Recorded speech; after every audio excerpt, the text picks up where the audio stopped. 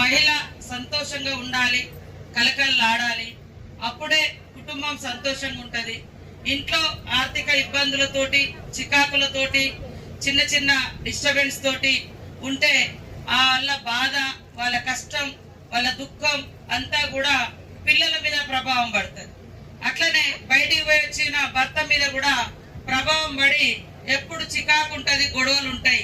కాబట్టి గొడవలు లేకుండా ఉండాలి, సంతోషంగా ఉండాలి అంటే ప్రధానంగా వాళ్ళ చేతిలో ఫస్ట్ 4 రూపాయలు ఉండాలి అనేదే అందరి లక్ష్యం.